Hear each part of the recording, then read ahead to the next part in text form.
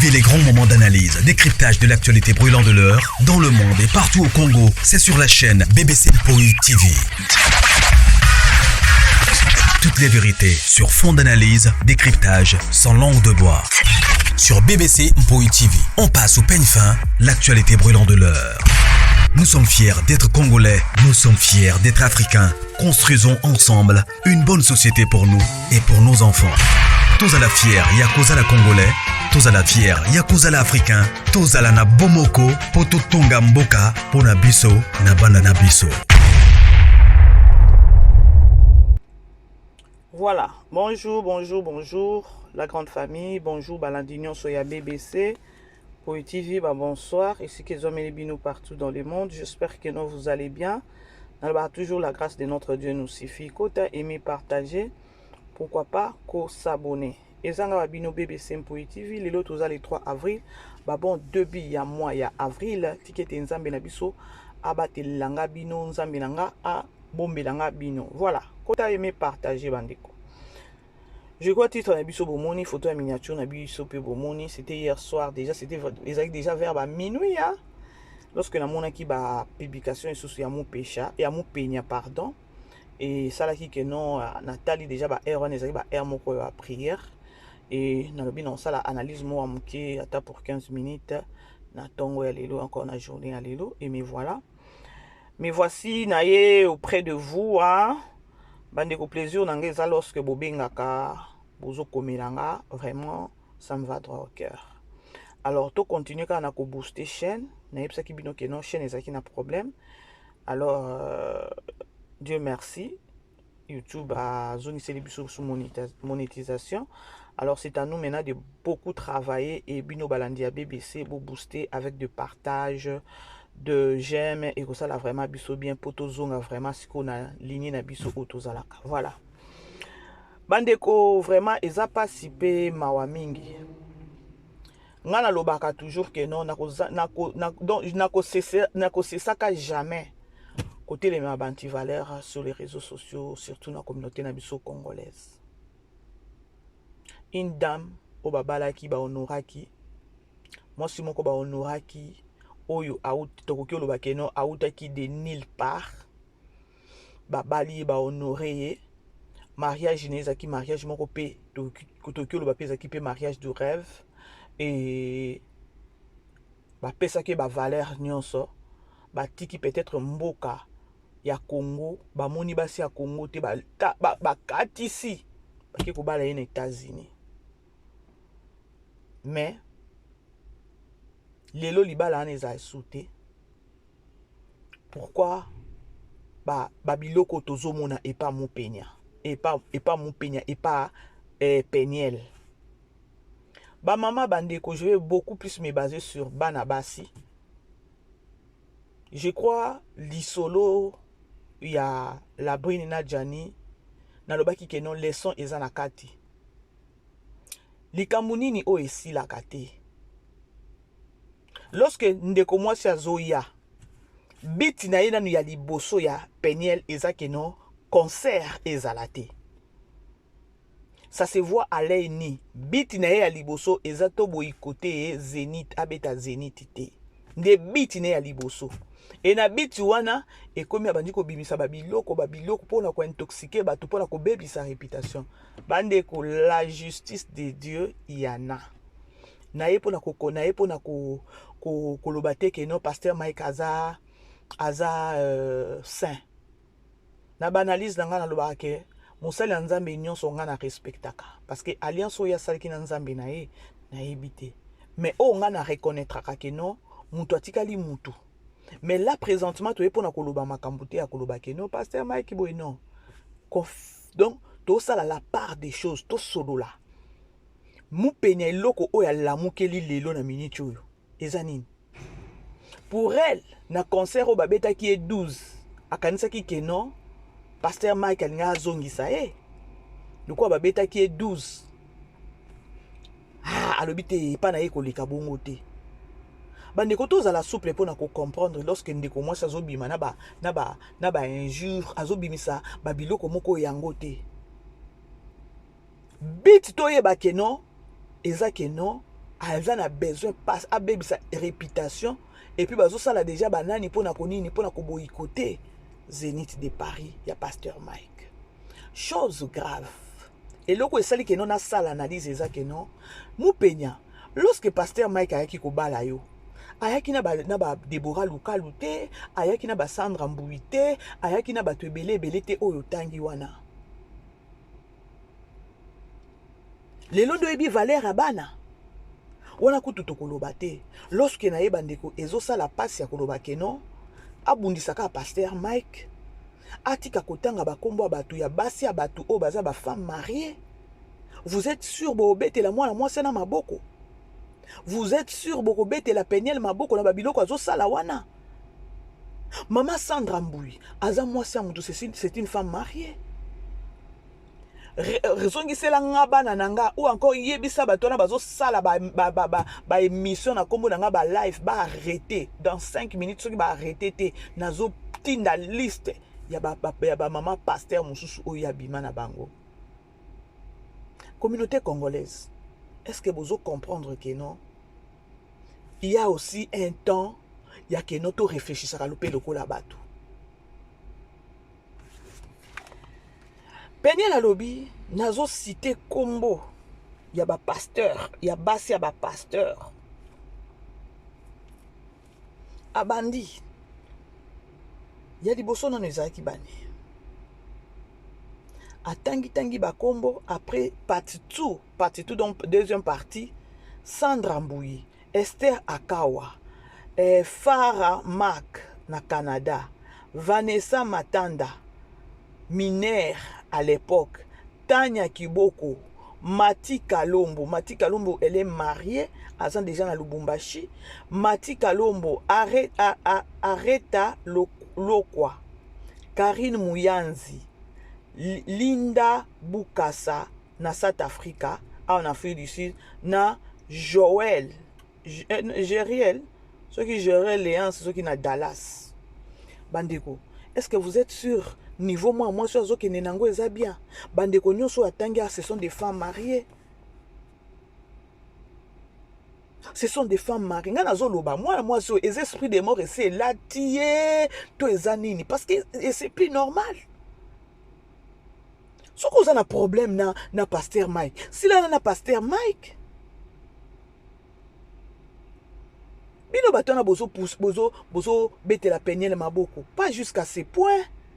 Mais tu as peut-être yonde Sandra Mbui ou bien yoka nengoza na vie na yo ya marital ou encore oza marié nengoza wana bacha na liste ya baloba ya koloba keno ka ndenge liste abimiso ba chepe yo et ça londe yeni et ça lo passe. Comme pour dire que non, il ne faut pas que betele maboko na makambo zo sala. Yango mwana mwasi eza dépression, eza molimo, to eza nini o ezo régner na kati ya mwana mwasi. Bakomi ba camarade nani na o mususu oyo nani oyo. Zawadi. Chose grave, Zawadi auti ko bota bana mibale, ba mapasa. Chose grave nazo mituna. Lorsque Zawadi pe akomi na ba makambo yo, donc basimani loboko ya koloba keno, ba boycotter Zénith de Paris. Peignet, tu es une sorcière. Mais on a za papa banana yot. Mobali ya Zawadi, c'est un homme ou bien azamo amwasi. Nazo mituna kaka. Eza motuna na tuni bandeko. Po oso bali ozana oza de donc bolimbi sana kina mobali na yo. Mozaki su mutu te ya kozongisa bêtise na komboka ya pasteur Mike oye et bimaki mabe sur les réseaux sociaux Zawadi.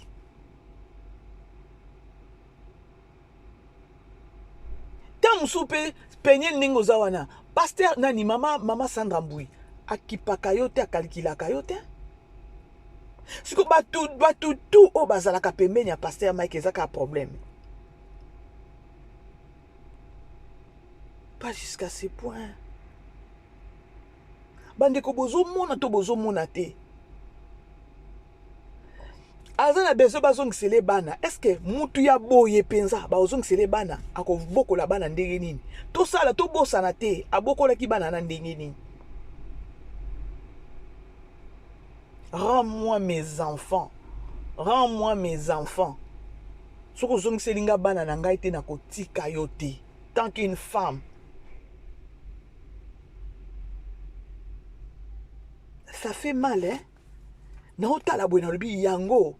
Ya Pasteur Mike Nzambe na gezaki ezaki bitumbango ya famille ndeke na ko tinda oke ko balela oke ndoko balela biso mutu moko boye o aza on dirait Elima. Une femme o azola ki sata valeur ya moi cité. Une femme azola ki sata pideur wana te. Papa abokoli abotisio bana 2. Aujourd'hui, ozo salele guerre moko boye ya mutema mabe. C'est comme ça ozo zelake no passer maika kufata. Ya toza no awa. Oboni ba jozo sala wana. Moi si ya papa nani oyoyo ya matusa moi la kenda wapi. Ce sont les mêmes bêtises, hein? Et surtout, ozonga oya yo moko na internet.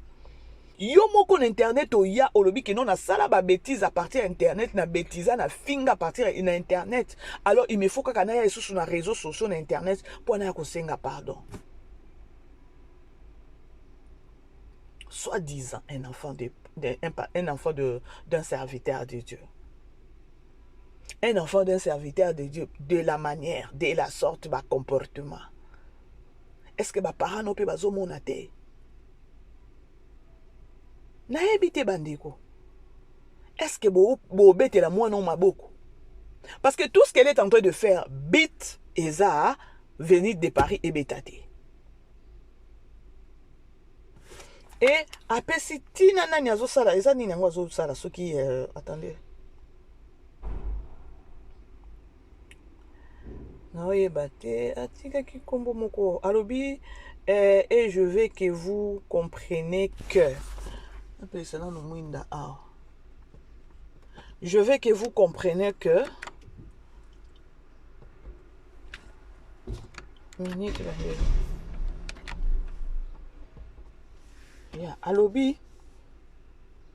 je veux que vous compreniez que ça me fait pas plaisir de parler de tout ça. Je sais, en dernier préparatif de mon mariage, quand même, j'ai juste besoin de mes enfants. Tout ça. Donc pour elle, elle est en train de faire ça. Alobi, Azo ça, c'est comme si Azo longola kaka nyonso na mutema parce que Azo préparé mariage naï. Est-ce que ça y a solo? Azo préparé mariage naï alingi avant denga zana suka déjà préparation ya mariage naï. Asa nini abimi sa babilo kwana nyonso et puis ba rendre ye banana, ba zong sele banana ye. C'est qui le monsieur Oyazo Ngobala nani Peniel? Oyazo Ngobala Peniel bandeko to ozo ta photo na ete na to matise na miniature to luka pe famille na ye o peza bandimi ko kene Ngobala Peniel. Na pire esprit. Lorsque yazo linga ko détruire, bon, balobi bazo ngisaka mabe na mabete. Ka ya Peniel ezaka moko ko tikela ka nzambe ye moko. Mais eza passe ya koloba ke non. Azo sala babiloko nyonso mais azo préparer mariage na ya lobi ke non naza na suka déjà ya préparatif ya mariage nanga. Alors je fais que non na se dégager et puis bazong c'est nga bana nanga avant na ni mariage nanga. C'est qui les messieurs azo bala nani oyoyo Peniel miyebela po après séparation ya yé na pasteur Mike abimi na mibali ebele. À part ko bimana mibali wana bimi na bango. Alati bango na nzoto te lokola alati pasteur Mike. Et je vite compris que non, pasteur Mike atika ye na défaut. Bandeko boyebi que non, ce que vous avez na mobali ya star. Bokabwani. Ce que botali moment oyo Peniel azaki na pasteur Mike, na lelo, pasteur Mike lève les mata. Je crois que ezo salé vraiment kizunguzungu, ezo salé vertige. Pour na peut-être il fallait attaquer non, pasteur Mike azala vraiment azala titoyer azala déjà donc azala mutu moko boye ke non donc basilisa ye penza. Mais laissez-moi vous dire hein boyebi na Congo wana o bayembaka baza mais ceux qui to compter na Congo pasteur Mike aza ayembaka na ba pasteur Moïse wana. Mission ya Peniel c'est quoi au juste? Pour na kaka ya Zénith de Paris. Lelo soki ata un cas ezokota bazoboko elo bana wana. Lobi soki bana bakomi bien. Toi, tu crois que nous banana bakotika yo tata que nous bakoloba ta maman za ka mabe atikali ka mama. Mama eza oya pambola kabana. Yango belle famille yango ya ndenge nini oyo bandimi penza mwana mwasi oyo akota na famille na bango. Ou encore eza nango kaka ba chantage azo sala. Po Peniel penza maman na ngai. Moma kaka oboka bwana ki na pasteur Mike. Ça fait maintenant soki 5 ans, soki 6 ans. Tant que mimbenga ka vrai chéri, on nous a déjà libala. Soki mobali akobala yo, ozaka peut-être zapeka mobali ba diamba. Alobedi zawadi na tikite na persona ni nani espace yo pena no indi sakuna nga nazozonga.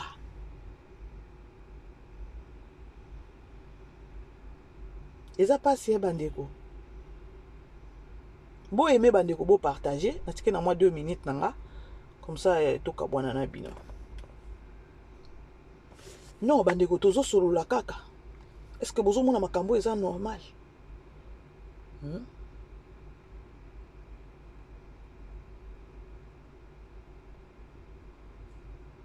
Alors biba oh ba solo la vous qui parlez avec le pasteur, je veux juste mes enfants. Boye bisa j'ai juste besoin de mes enfants. Tu avais tes enfants là. Obane ko bêtiser, obane ko insulter pasteur Mike. Lorsque vous avez na bana. Bazio bana e komi ki non nazana besoin bana na mama jaja kutu. Yango nzambe atikali ka nzambe na ndenge sala makambu na ye. Toza na bino awa. Eza pasi po na Peniel. Femme insensée moko boye oyo kaka na ebité soki aza Jezabel, soki aza muto amaseke o pasteur Mike akene ko kutana na ye. Soki anvuta pasteur. Moi si moko atozwa ko bimisa basi akoloba ke abimana oyo. Mais mutu oyo alatisa ki robe, c'était toi. Oki te komi pesa valeur wana te ya koloba ke nga babalaki nga ba honoranga. Monde mobimbe monanga. Tala moi c'est aussi c'est Karine, moi c'est Azaki, moi c'est ya nani ceux qui frère Aimé Kanu, c'est Aimé Kanu. Asilama na kwa na ye et puis azo vivre vie moko boy na ebite ceux qui aza moi c'est ministre, ceux qui aza moi c'est nani. Pona nini abimisa ki donc à part relation na ye kufi, ami batela ki na niveau moko boy oh peut-être les lois super relation moko boy aza bien. Pourquoi pas toi? Tant libala no esila ki na pasteur Mike. Ce que vous avez qui fille moko ya bien. Mbele na minute so zupe libala moko ya bien ovandi pe lokola fille na Karine. Lokolo libala ngo ezate, c'est-à-dire que non ozama be Peniel. Bomoni que non pembe ou encore taille kozala kitoko ezana ngo na valeur te. Tu oublies que non, oh, nyonso zo sala, ozo mi teka ya que non, oza mwana mabe.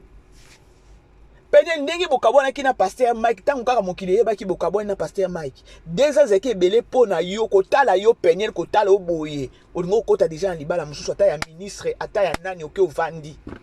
Loko le pesa melite sale mi pété. C'est-à-dire que non, yo, il faut mi tala bien. Oh, il faut mi tala bien. Bref, bandeko, abimisi liste, ya ba maman pasteur, soi-disant babima na pasteur Mike. Est-ce que vous avez combien vous semé na ba couple ya batwana? Ba kola lelo libumuna se yo. Tout ça kaka ao.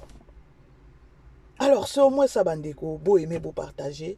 Ba bon journée na bino nyonso, tokutani, bisous, bye. Vivez les grands moments d'analyse, décryptage de l'actualité brûlante de l'heure, dans le monde et partout au Congo. C'est sur la chaîne BBC Mpoi TV. Toutes les vérités sur fond d'analyse, décryptage sans langue de bois. Sur BBC Mpoi TV, on passe au peigne fin l'actualité brûlante de l'heure.